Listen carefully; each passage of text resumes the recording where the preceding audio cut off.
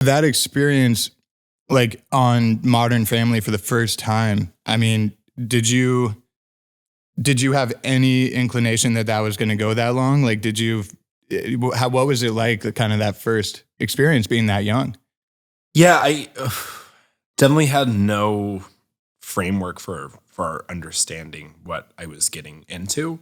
I think I had like a lot of friends who had, been able to do like a pilot of a show, or maybe their show went on for half season and got canceled. And so in my mind, it wasn't even until like season 3 of the show that it like clocked, and I was like, oh, I think I have a job. Because like, especially in this business, like it's so much rejection, and like even amazing shows get, canceled or don't work out for whatever reason.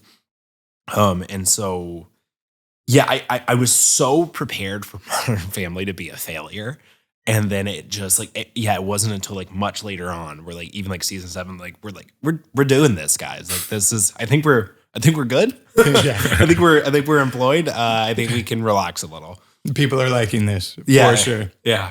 Yeah, that's really interesting how like even season 3, 4, 5, or whatever it is, you kind of still mentally prepare yourself for anything. Yeah. Yeah. I guess just like the disappointment, was trying to like prepare to like maybe it would feel better if I was expecting the show to end. And like now looking back at it, I was like, that's kind of like the wrong mindset. I think going into that, and if I could go back in time, like, oh man, just like calm down and like enjoy the scenery and enjoy this like experience. Right. Without all of the anxieties that come with that. But I'm an actor, so I'm always gonna be. Yeah, that's kind of standard practice when it comes to acting. Exactly. Right? Oh yeah, I'm so insecure. Thank God for these crystals right here. They're helping to eliminate my insecurities. Yeah. I was talking. That's why we got him there. I was talking about a buddy about that too, like just all the anxiety, the stress, the rejection. And even me, I'm a very large masculine man, but I was like, I'm very sensitive, man. All right. So it's part of the, the whole deal, man. And doing something like that, it's like, you never know where it's going to go, but dude. It definitely went places. Yeah. Oh yeah. Yeah. Incredible show, man. And you absolutely killed it on it, obviously. And yeah, man. Were you able to work on other stuff a lot during the process, or was it a very selective, like, were you able to pick and choose, or was it just kind of like if the time worked out for it?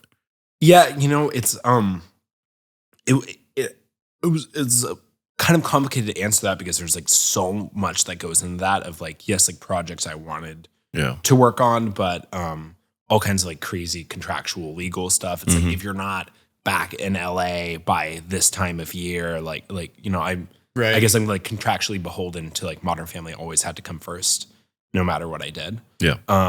Wasn't allowed to do like things for like other networks sometimes, wasn't allowed to like produce things.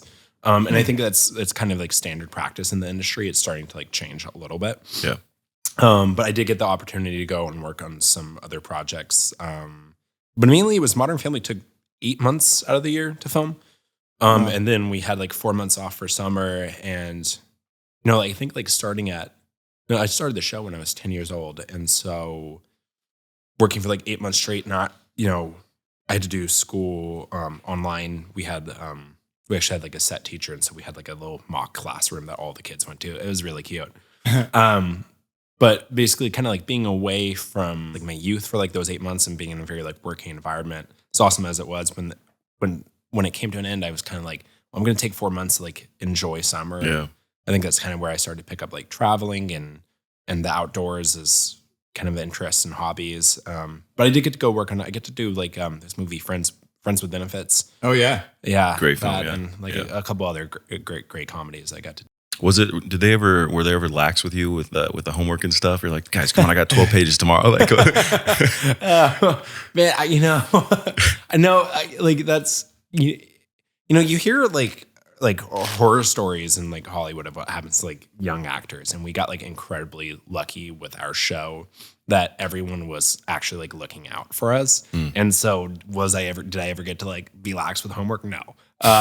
They made sure that I like got my education.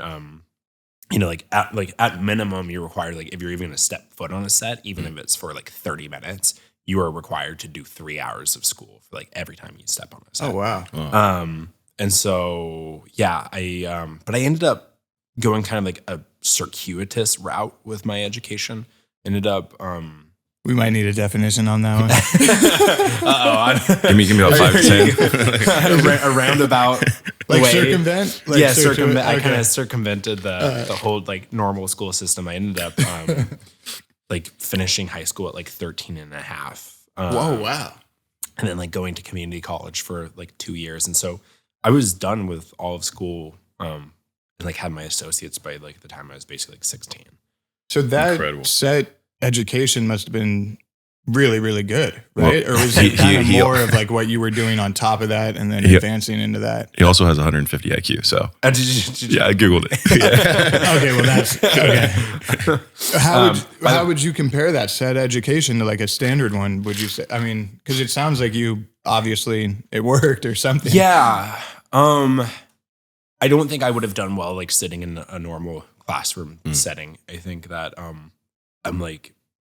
I'm very creative, and so I think what happens with a lot of young people going through school is it's really hard to like sit still and do kind of like menial labor and like what is basically like low grade accounting. Just like doing numbers and stuff. We're kids, we want to get out and like explore and create and like use our bodies and use our minds.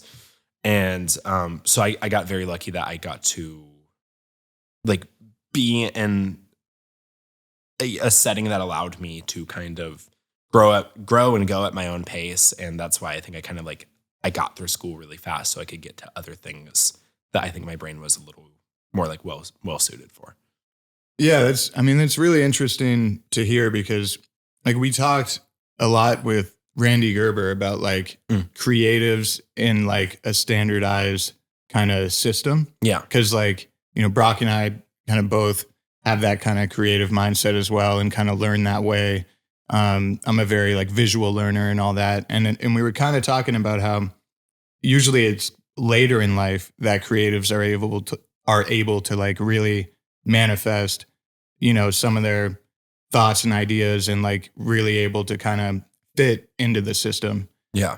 Versus those like standardized tests and all that type of structure. Yeah. It sounds like you did a really good job at that as a creative mind, like getting that done early. Just get through it. Yeah. You're required to have like some knowledge of fractions and geometry and all of that. But I just knew that wasn't for me, and where my heart really like lay was like in storytelling and performing. And so to be able to like kind of like get through that, and now we're into like what I really want to do. And then also like it opens up a bunch of things like on set. I was now not required to do the like 3 hours of school because I was done with school. Yeah, you finished it. And so then I got to spend more time like being like actually like embroiled into that kind of like creative world and really getting like soak it in. Hell yeah. Thank you for watching Studio 22. Don't forget to like, share, and subscribe. And follow our socials at Studio 22 Podcast.